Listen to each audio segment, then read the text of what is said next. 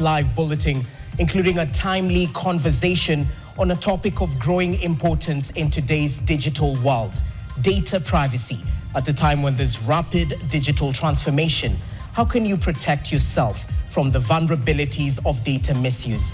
Data privacy regulations in Kenya are still relatively new. Are there any lacunas in the policy?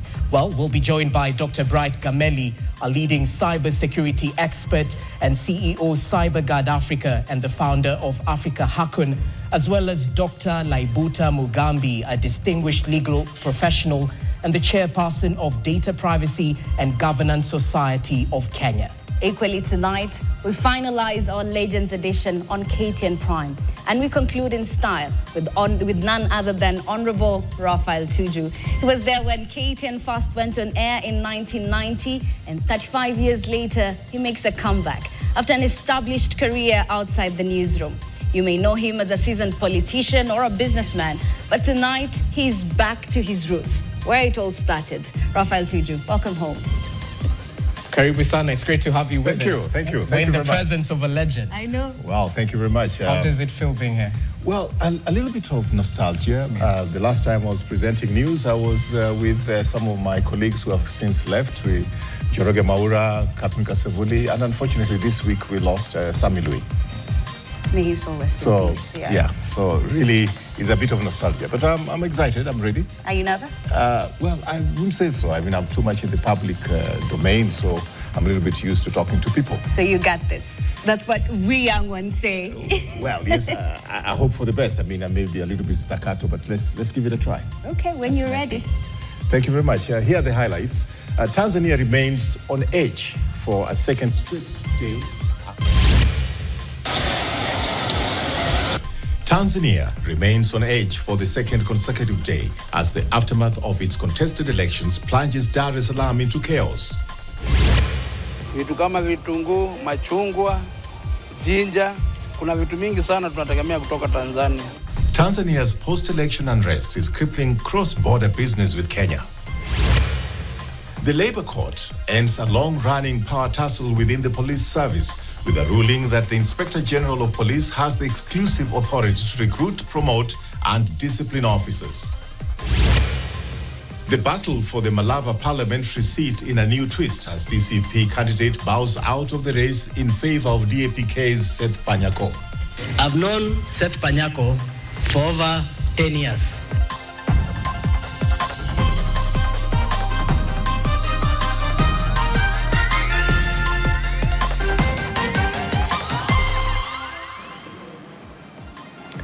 Our sign language interpreter is Pretty Janet. I'm Raphael Tuju. Tanzania remains on edge for a second straight day as post-election chaos rocks Dar es Salaam, with reports indicating that at least 30 people have been killed in the past 24 hours. What began as isolated protests has now spiraled into a nationwide crisis by Thursday. The unrest had spilled across the border into Kenya at Namanga. Demonstrators lit bonfires along the highway, forcing Kenyan police to intervene with the tear gas to restore order. Jeff Kurui reports. Tanzania is reeling under a communication blackout following Wednesday's violent outbreak as protesters disputed the elections. Amid the blackout, unconfirmed reports point to rising casualties as the country grapples with its worst political turmoil in years, with 30 people feared dead. At the normally bustling Namanga border town, tension remains high. Businesses have shuttered and travelers have been stranded as protesters chanting anti-government slogans tore down billboards of President Samia Suluhu Hassan, dismissing the elections as fraudulent.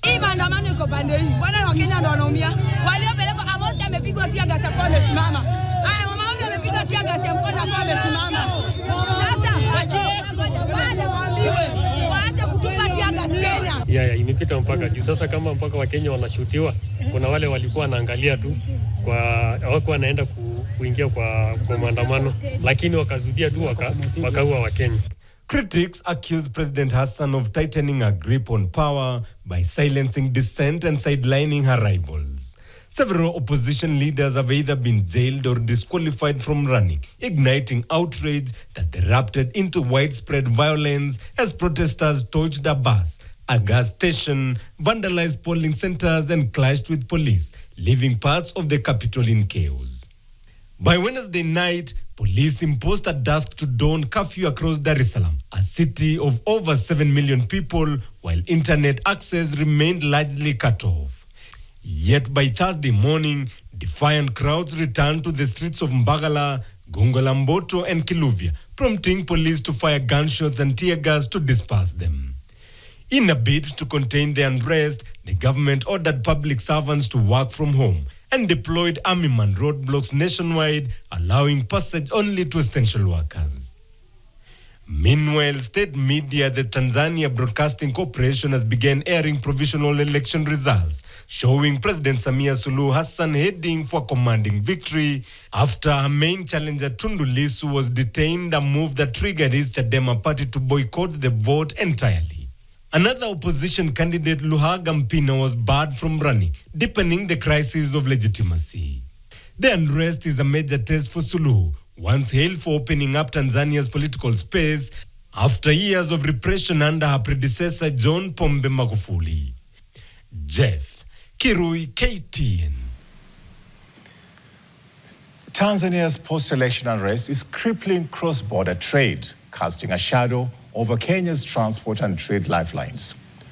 What has always been a steady flow of buses, trucks, and market goods has slowed to a crawl as protests choke major routes from Nairobi's bustling markets to border towns that thrive on daily exchanges.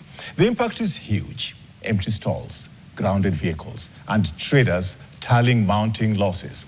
With tensions still prevalent in Tanzania, Kenyan business people are holding their breath, hoping for calm to return and commerce to find its rhythm again. This story was produced by Wanjiko Wanjiru and voiced by Jesse Rogers. Cross-border transport between Kenya and Tanzania has ground to a halt as post-election violence rages on across the border. Long-distance bus services linking Nairobi to major Tanzanian towns have been suspended indefinitely, cutting off one of East Africa's busiest passenger and trade routes. Hatuwezi kuendelea na safari kwa sababu ya changamoto. Hata boda pia wamezuia, hakuna anayevuka kuingia wala kutoka. Na kuna baadhi ya kampuni pia imezuiwa haikuingia kuelekea Tanzania. Along Nairobi's River Road, where booking offices usually buzz with travelers, silence now hangs heavy as counters are empty, shutters are down, and operators say the last bus left on Tuesday. None have dared to make the trip since.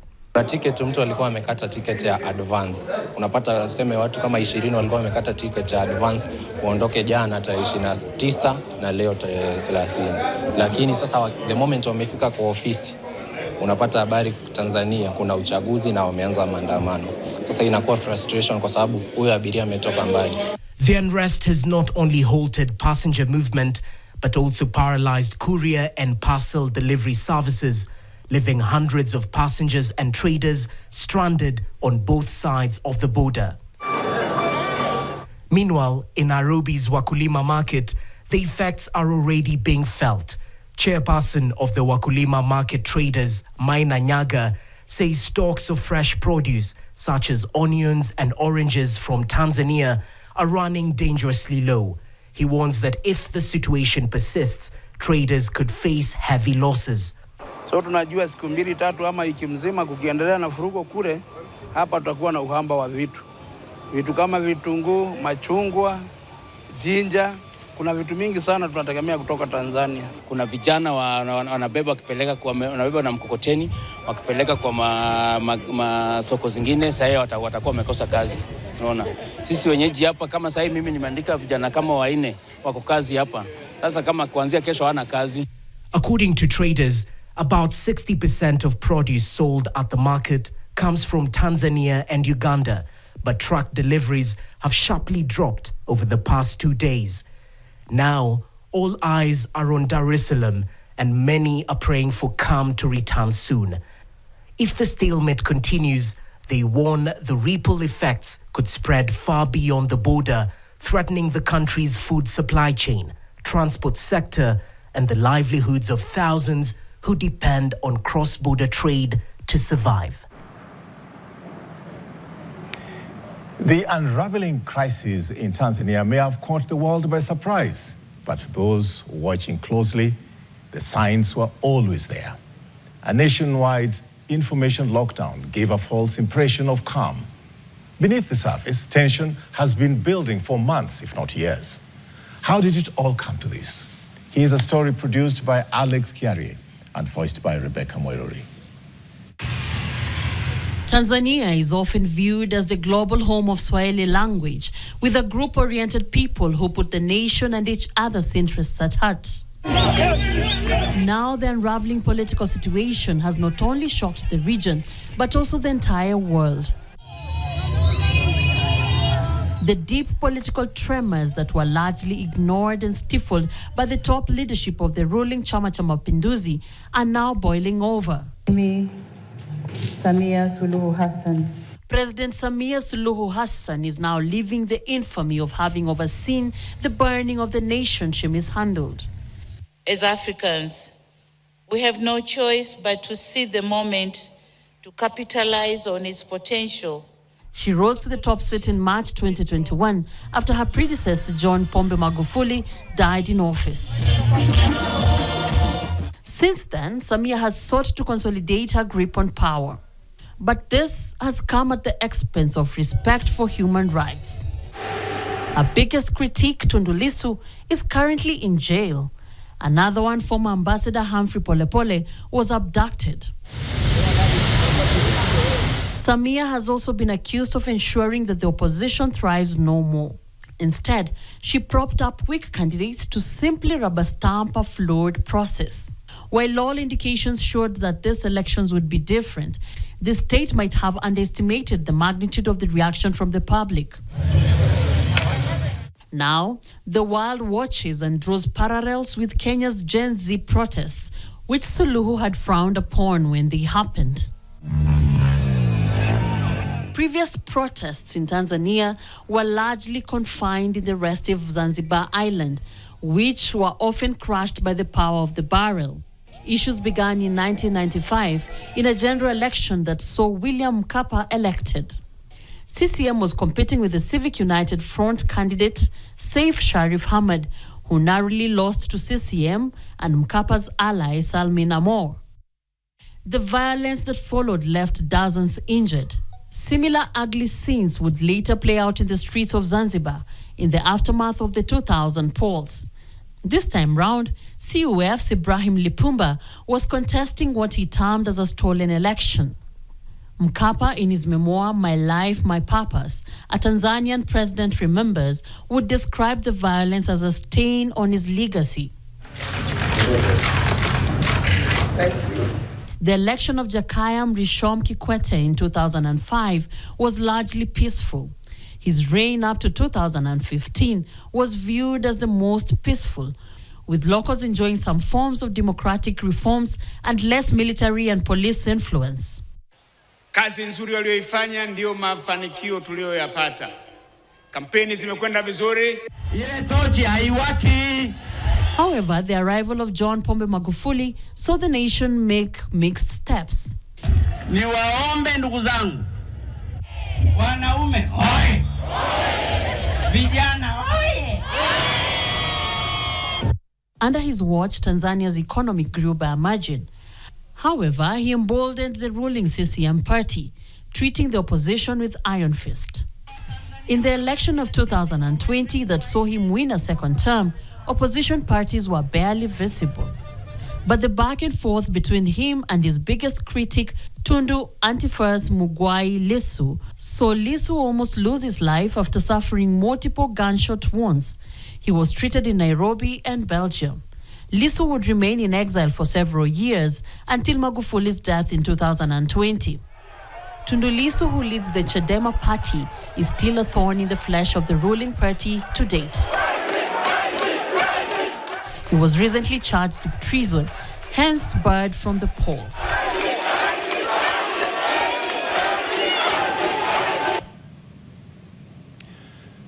The Labour Court has ended a long-running power struggle within the police service with a ruling that the Inspector General of Police holds exclusive authority to recruit, promote, and discipline officers.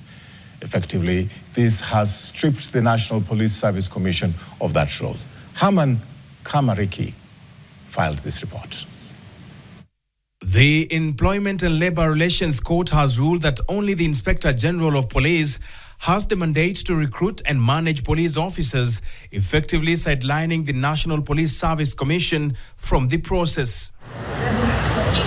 Delivering the judgment, Justice Helen Wasilwa said the Inspector General's power are independent and cannot be interfered with by any individual or institution. The court also barred the commission from participating in the ongoing recruitment of 10,000 new officers. The case was filed by the former Kilome Member of Parliament Harun Mwau, who argued that the Inspector General and not the Commission should oversee the hiring, promotion and discipline of officers, an argument supported by IG Douglas Kanja. The service remains ready to facilitate and engage with the Commission as guided by such correspondences. The ruling ends years of tough wars between the two offices and gives the Inspector General of Police full control over who joins, serves and exits the police service. Herman Kamariki, KTN.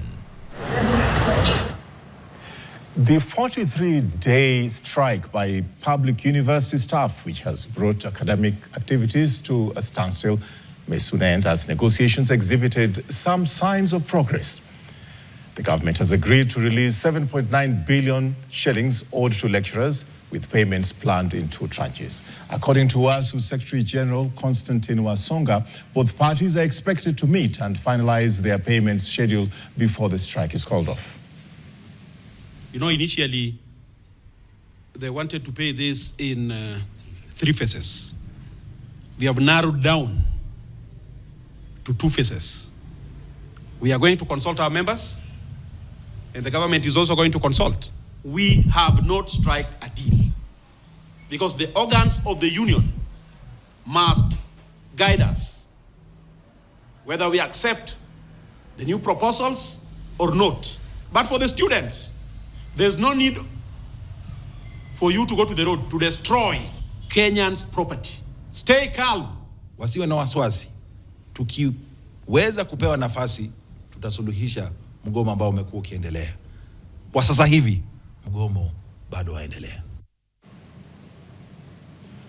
Political heat has intensified in Kakamega County as the battle for the Malava parliamentary seat took an unexpected turn in a surprising move. Just weeks before the by-election, DCP candidate Edgar Busiega has bowed out of the race in favor of DAPK's Seth Panyako.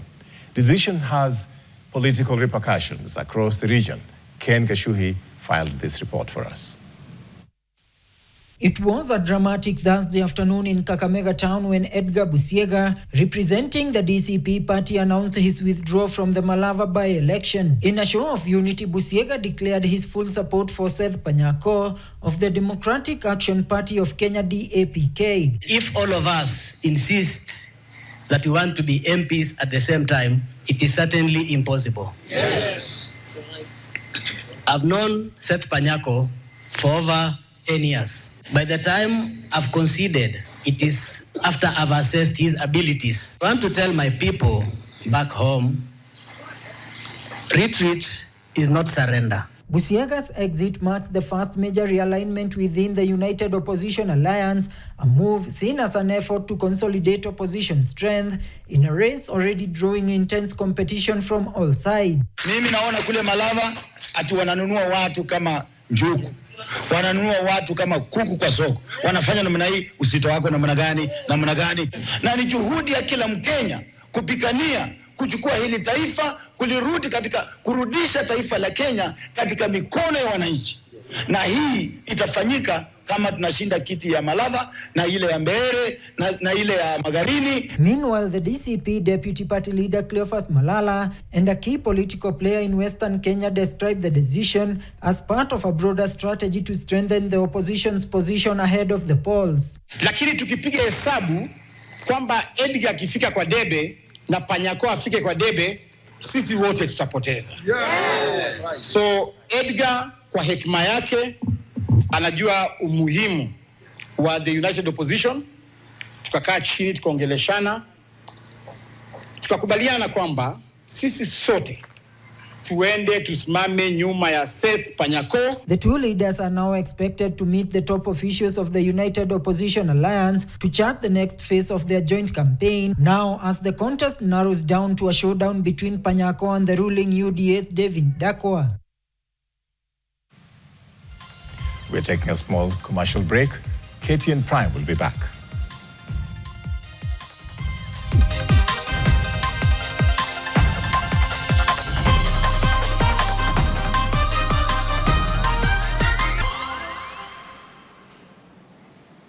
Welcome back to KTN Prime. President William Ruto has kicked off an intensive 4-day tour across Western Kenya, unveiling a series of development projects aimed at boosting local healthcare and infrastructure. While highlighting the projects, President Ruto also threw his weight behind the UDA candidate in Malava constituency, signaling a fierce political showdown ahead. President Ruto at the same time warned the opposition to brace for a fierce contest in the 2027 elections. Here's Elvis Koskei, who filed this report for us. Speaking during a 4-day tour of the Western region, President William Ruto unveiled development initiatives aimed at boosting healthcare, housing, and infrastructure in the region. He directed the government agencies to ramp up the availability of medicine in hospitals from 68% to 98% by December 2025. Ile program ya National Equipment Program, tutaweka hapa equipment ya milioni 150. Mnanielewa jameni? Mnanielewa? Kwa sababu matibabu ni mambo matatu. Kule Butere kuzindua rasmi hiyo Level 4 hospital yetu. Umekuja hapa Malava KMTC na pia msururu yote ya maendeleo Mheshimiwa Rais. Sisi tuko mbele yako, tutakusimama na wewe. President also laid the foundation stone for the Butere Medical Training College campus and instructed that 10 acres be carved out of the Kenya Railways land to construct 1,500 affordable housing units. On the infrastructure front, the head of state launched the construction of several key roads, including the 22-kilometer Malava Samitsi Navakholo Road. Kali for this year, 2.5 billion shillings kutengeneza mabarabara kilomita 295 Kakamega County. President at the same time campaigned for the UDA candidate in Malava and urged opposition parties to begin preparing for the 2027 elections. Munipatie huyu kijana anaitwa David Ndakwa afanye kazi na mimi, tumalize ile kazi Malulu alianzisha, alafu tuende mbele pamoja. Mutanisaidia kunipatia kura ya huyu mungwana? Na bado tuko na mwaka moja, Ruto atakuwa na miaka ingine tena mbele huko zinazokuja. Ukifanya hapa makosa utaingia kwa ofisi ya nani? Hiyo ni porojo. Wale watapiga kura hapa ni wale wamesajiliwa hapa Malava na ni wakabarasi. The government has allocated funds to complete Buhungu Stadium and expand affordable housing in Kakamega County. Elvis Koskei, KTN. Well, that story by Elvis Koskei leads us to a short commercial break. But as we do so, let's take you through what you'll be waking up to tomorrow on Kenya's bold newspaper, The Standard. The headline, as you can see on your screens, Darkness in Dar, all to do with the defiance. Tanzania has exploded into its most violent unrest in decades as furious citizens pour into the streets to reject what they call a stolen election. Right, Ashley? Definitely. Now, President Samia Suluhu's whereabouts remain unknown amid a nationwide lockdown, internet blackout, and mounting deaths. With borders on edge and the army warning police against shooting protesters, the world watches as a nation once praised for its calm descends into chaos. All this will be canvassed for you in tomorrow's copy of The Standard, so be sure to grab one. Well, before we take a break, we had a guest anchor. It's not even a guest anchor. He's a legend. Should we say the guest anchor? Baby, how was it? Well, I think is familiar ground. Yeah. It's just that it's different. It's after so many years. So I have young people like you who know this game in a new era. Yeah. I try my best, but it is a real pleasure to be here. But it's like riding a bicycle, right? Yes, once you know how to ride a bicycle or to swim, then it's something that you can do. I hope we'll see you soon. Well, you'll have to pay me a lot of money. Okay. I hope Jacinta is hearing that. Yes, our bosses have taken note. Thank you so much for your distinguished presence right here. It definitely was an honor having the bulletin done by the one and only Raphael Tuju. As we take that break, we'll be shifting focus to matters data privacy in the digital age. We'll be having a timely conversation on that, so do keep it KTN Prime. Our guests are already in the building. As you can see, Dr. Bright Gameli will be joining us. He's a leading cybersecurity expert, as well as Dr. Mugambi Laibuta, who is a legal professional and the chairperson of Data Privacy and Governance Society of Kenya. That conversation coming your way right after this break. Keep it KTN Prime. Awesome.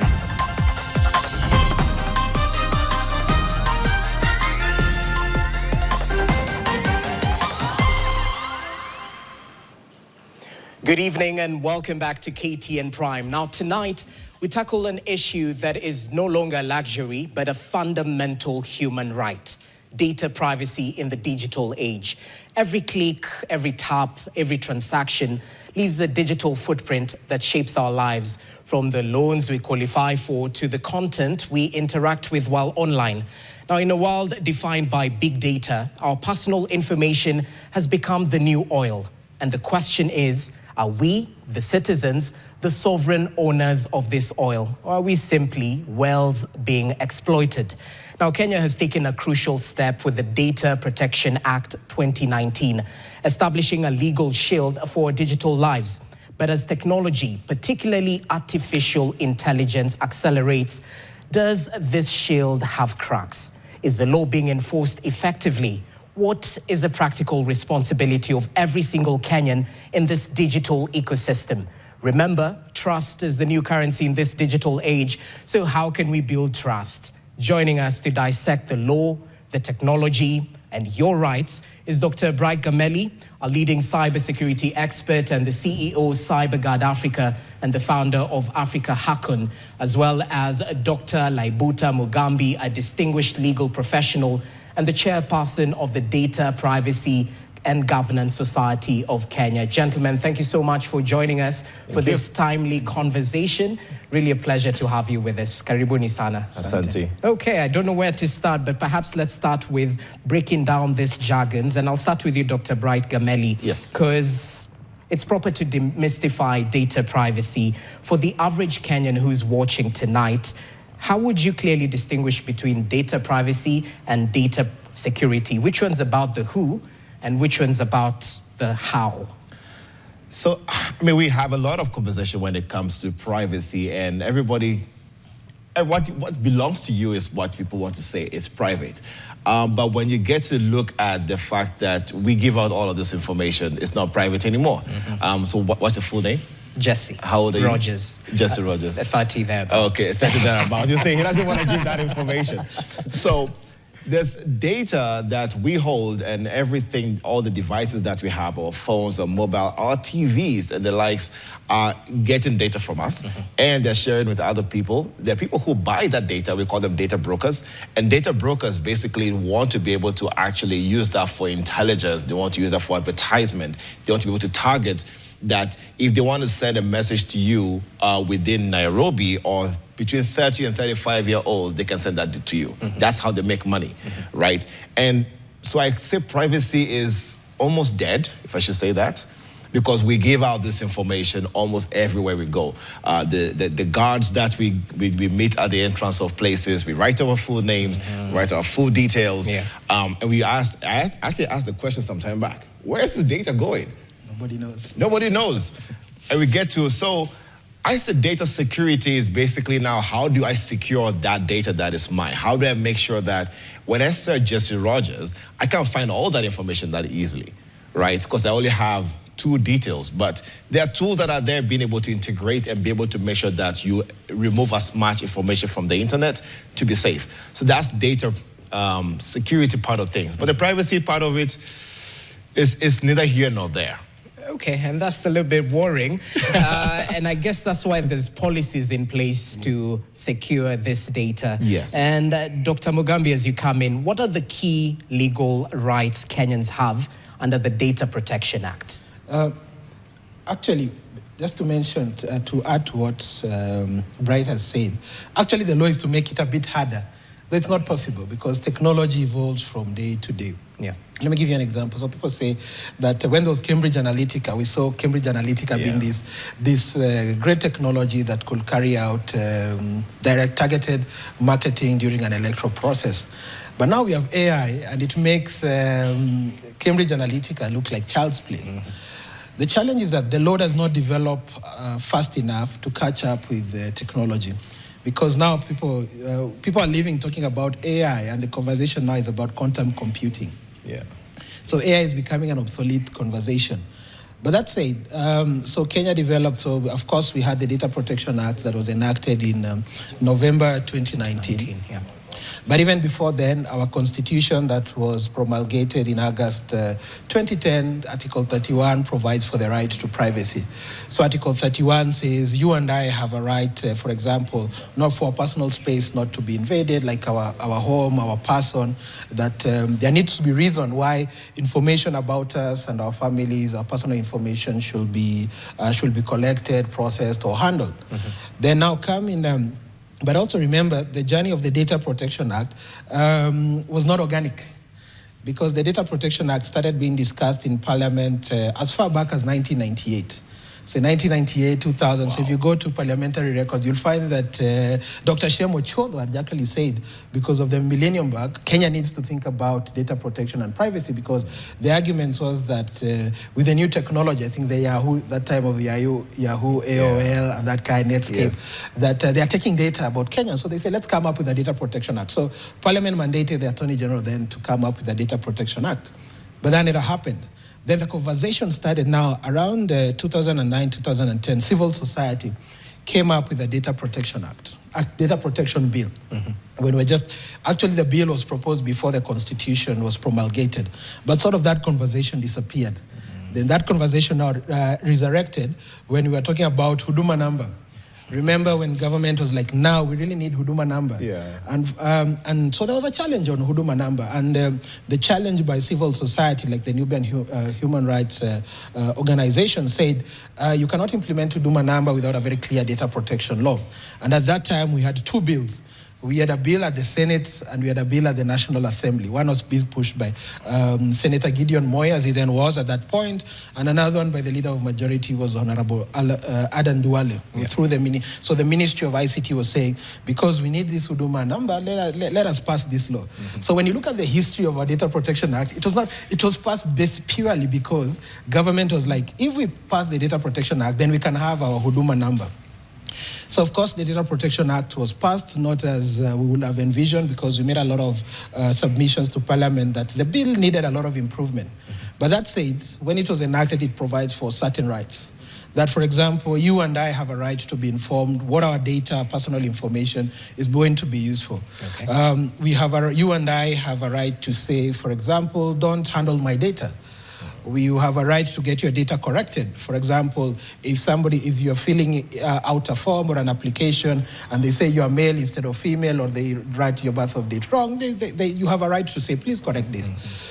Then you also have a right to deletion of your data, but depending on under the circumstances. For example, you can go and say, delete my passport number or delete my birth certificate. It's my right. So it is, yeah, so it is within certain confines. Okay. Then also you and I have a right to complain to the Office of the Data Protection Commissioner. So one of the things that this law provided is that it created an institution. So mostly before the Data Protection Act, if you had a complaint or you had an issue relating into privacy, you'll go to the High Court. But even before the law, the High Court made a lot of decisions that were in favor of the right to privacy. For example, privacy. For example, we even had, when you look at the Children's Law, it had the right to privacy for children. When you look at the HIV/AIDS and Prevention Act, it had the confidentiality of data. You look at the Advocates Act, it has a right relating to advocate-client confidentiality. You look at health laws, there is patient medical professional. So it's not something new that the Data Protection Act was bringing, but the Data Protection Act was trying to provide a mechanism within which you and I can at least have some control of our data. What we have here. Yeah. Okay, and still on matters legal, right, Dr. Mugambi, the concept of lawful consent is central to this DPA, the Data Protection Act. So what constitutes valid, informed consent in the digital era? For example, when you enter a site and you simply click, I agree. So does this give, does this waive your rights? My question, why did you click? Why did you click? Okay, I also clicked I agree when I joined this social media platform. Actually, there's university students actually have a project called Jua Terms. That is being sponsored by Amnesty International, and it's asking young people, when you click agree, what really are you clicking? But research has also shown that to read some of these terms and conditions, you need like 4 hours. Yeah, it's really lengthy. We don't read them. We really don't. Yeah, so we don't read. So what is this prior, pre, and informed consent? Of course, now we need to be told why is the data, who is collecting the data first. So say, for example, KTN or Standard Media is collecting my data, then tell me for what reason, because that's what the Data Protection Act provides. Tell someone, we need your data for this reason. For example, when you came here in the studio, you tell us, by the way, for you to get into the premises, we need to identify you. So that's a reason. But sometimes you find that in some places you might sign, then the data is used for something else like advertising, or what Dr. Bright said, that data brokers come and buy it. That's why we find ourselves, for example, we are registered to political parties we have no idea about. Receiving betting betting messages and all that. So also the free, prior, and informed consent, the information that you should get is how long will this data be kept? How will this data be kept safe? But we've seen, and I think Dr. Bright will talk about it, we have had a lot of data breaches in Kenya.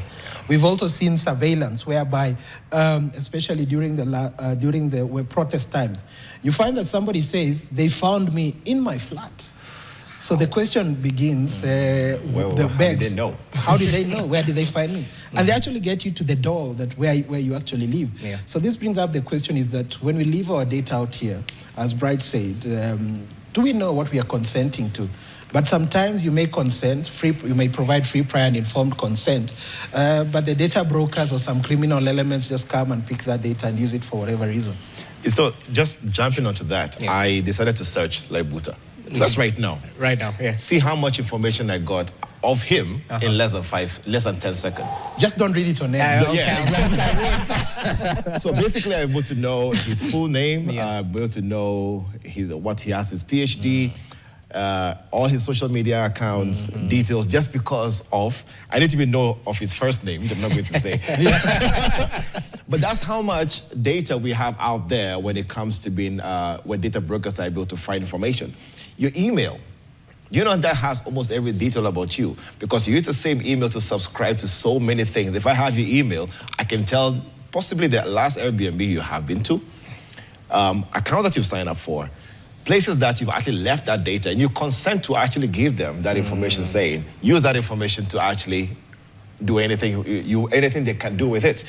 And people keep on buying them, right? And there are platforms that actually integrate to be able to get them. These days, I don't even need a platform to be able to do that. There's a Telegram group. When you actually put your email, it tells me everything about you. And passwords that have leaked somewhere. There's a Telegram group for that. And there's a bot. And no one is paying for it. We're not even paying for that. That's how much of our data is out there. So I guess the next question would be, what sort of data is sensitive? What is being sought after by some of these identity thieves, and why? Cyber criminals look for information that they can use to be able to get over your life, right? The first thing they look for is email. Why? Because your bank account is linked to your email. Your social media is linked to your email. people forget their Facebook accounts, which is linked to the email. Almost your entire digital lifestyle is linked to an email. So that email is what they look for. But how do they get to the email? Email has very good security. You have two-step verification. You have backup codes, which nobody even knows about, and all of those kind of things. But they'll need your phone number to be able to actually convince you to change it, or they'll get your phone number. So those are sensitive things. They need your full details. And these days, with AI tools, do you know you're actually able to clone people's IDs? So if you take your ID, somebody can actually take a picture of that, use an AI tool to clone it, to verify somewhere else. If the system is not smart enough, it will actually think that is your real ID for them to be able to reset. Once I'm able to reset your password, I'm able to actually do things as you. I'm able to drain your account. I'm able to actually verify on certain platforms. So email, full names, your home location, those are very private information, and a phone number. Those are the most sensitive information that we have out there. Okay, now that we know about the risks, let's talk about the safeguards. Yes. So what technical safeguards must organizations prioritize to prevent such cases of data theft? Lots of organizations try to launch applications and collect information without thinking about security at the beginning. They think about security as an afterthought. They think about security when the product is launched. We have something called a security triangle, and it's usability, functionality, and security. Security is supposed to be in the middle part of things, to have the ball balance, that let it be very useful to somebody. The usability should be simple. The functionality should also be there, but have security as a base of everything. So they need to make sure they do security assessment. We call that pen testing. They need to do a security audit of the system. They need to start building security from ground up. That when we are designing the architecture of saying, for example, how are we collecting that information? How are we storing that information? So that when I store, and Mugambi is part of my team, he doesn't go behind my back and be able to search information about you just because you gave me that information. Yeah. That needs to be done from the design perspective. That means you need to have policies in place. Most organizations don't have policies. They don't have design concepts. They don't have security architectures. Some don't even have a security personnel. So by the time they finish everything, they launch an application, everybody's like, yeah, nice application, it's working. It's able to collect data about me, about what I do, my height, everything, my weight, my medical details. The next thing you know, it's actually being accessed by somebody else. So hackers will forever try to go for that. So organizations need to have those bases and get to counter security organizations or firms to be able to help them assess some of those risks before they actually go out. And out of curiosity, how does the use of personal information on social media make Kenyans more susceptible to fraud? So fraudsters, even today they called me. They called me saying, I'm from ABCD Bank, do you have an account with us? We would like to reset. And I told the guy, I'm your wrong target. Don't do it on me. Nah. He kept on going on. Yeah. And I'm like, really? Now they're even using ladies for that. It's a whole crew. Social media is the one-stop shop that gives a lot of information about us. If we're forever putting details about our birth dates, happy birthday, happy birthday, happy birthday, there's a tool that can actually tell how old you are based on the number of times you've said happy birthday. It calculates that. We've been putting details about location. We've been putting details about pictures. If I have a picture of you, there's a website that I can do a reverse image search of your picture to find out exactly where have you been mentioned, all over the internet. So social media has become an avenue for fraudsters to be able to use that. And with now AI tools, they can even mimic your face. So there's one common one which I've seen on Instagram where you see a video of your friend saying, guys, guess what? I won X amount of cryptocurrency. You should also do that. Click on this link. You know what? They've used an AI tool to actually mimic him or her talking and say something where you actually click on the link. So you also become a target. But if you're not careful, you can't tell the difference between that video and who that real person is. Yeah. And that happened to a friend of mine. I was with him, and I'm like, wait, how are you talking about cryptocurrency? You're next to me. You did not post this. He says, look, I was hacked. So fraudsters are advancing. The more they advance, now there are better tools to do that. We need to be secure as well. Okay, Dr. Mugambi, let's talk matters safety and compliance for businesses, because a lot is said about the cost of compliance. Let's now talk about the cost of non-compliance, because it's not just in fines, but in terms of that eroded consumer trust and the reputational damage to some of these companies. Okay, let's start with the cost of compliance. Okay. So a lot of organizations that or businesses that we have conversations with, generally they say there's a problem with cash flow. So even if they are going to purchase those tools or hire the cybersecurity experts or the system security experts, they don't have the cash flow to do that. So what you find is that especially SMEs, what they do, they just get tech online, free technology, free apps, free ERPs that they'll just download when online. it's free, get the product. But it's free. You see, free, yeah. at the end of the day, somebody will make this. So if I need to buy, let's say, a payment software, and there's one that I can download online at no cost, and the one that I need to pay for, I need to pay 250,000 or 300,000, and they have cash flow problems, or this is a startup, where will they go? Easily. It's a free one. So there's that issue. You also have to look at the economy, and sometimes, especially startups, SMEs that generally have cash flow problems. But then the cost of non-compliance is what Dr. Bright is talking about. Then you're easily hacked. So you'll find that somebody will get into your system and they'll have a database of all your customers. All the details about your payment systems, your bank accounts. Secondly, it will erode the confidence of with your clients or with your customers, because what will happen is that your customers will start finding information out there, and sometimes when the criminals they call you, you can guess where they got this because there's something how they talk, and you can guess. Okay, I think I have an idea where they got this data from. So the cost could be that you could lose, you find people, especially mobile money criminals or fraudsters, you find that a small business that the turnover is not too much, they lose all their days collections for that day. And that becomes an issue. Then it also becomes another challenge is the issue of corporate espionage, whereby you're developing a product or you have strategies and somebody and this goes in different ways. Sometimes it's usually an insider. So a disgruntled employee was like, okay, these guys are not treating me well, so let me just download all the strategies and take it to the competition. Or sometimes it's just somebody who infiltrates the systems and gets your strategy, so that if you had a product that you wanted to launch, let's say on Friday, you find that your competitor has launched it has launched something that is similar to you as on Thursday. So generally, those are the challenges. And another challenge will be that you're not very sure about the accuracy of the data. Because sometimes it's not just about stealing. People now feed in. They poison your data. Data poisoning. Yeah, so what we call data poisoning. People come and put the wrong data. So if you're doing analysis, etc., then it becomes a problem.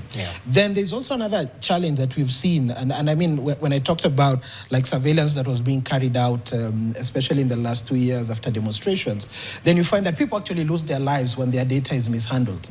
So you find somebody is trailed to a certain location, is either abducted or is killed. You find that data points that are found out there, we've seen about gender-based violence, where somebody in a relationship, that relationship breaks down, and one of the persons in that relationship actually gets some data about the other person, where they live. Somebody might even have moved to a different location, changed numbers, but because of this weak data security system, this person is found, this person is killed, or this person is harmed, or this person is maimed. So sometimes what I talk about is that the negative effects of not handling data the right way actually affects human beings. You know, sometimes we talk about data like an abstract thing, but actually humans lose lives, humans get maimed, humans lose property, humans lose money because of wrong handling of data. Well, it's quite consequential. In terms of legal redress, in case of a scenario where data breach leads to identity theft, what's the data subject's legal recourse against a company that perhaps failed to secure their data? And how challenging is it to get that incorrect data corrected or permanently deleted? Well, there are many avenues. Of course, one is you can go to DCI. So there's a cyber security unit within DCI that can take up the issue. Also anti-banking fraud, under DCI there's anti-banking fraud. So if the fraud relates to banking transaction, that can also be followed up. But of course it takes some process before you report, before the evidence is extracted, before the process of forensic is long. So and I think you can talk more about the forensic when you talk about chain of custody of the data, extraction of the data, certification of the data, and that kind of thing. So of course you can report to the relevant authorities. Mostly it's usually DCI. Sometimes you can, another option is that you make a complaint to the Office of the Data Protection Commissioner. So if you look at the Data Protection Act, if somebody has mishandled your data or you've suffered harm because of how your data has been handled, for example, if you found your name, for example, or your data in a data breach, you can complain to the data commissioner. If you are getting SMSs or texts from these fraudsters, like bet here or subscribe to this, you can actually complain. And the good thing is that the data commissioner has made a lot of determinations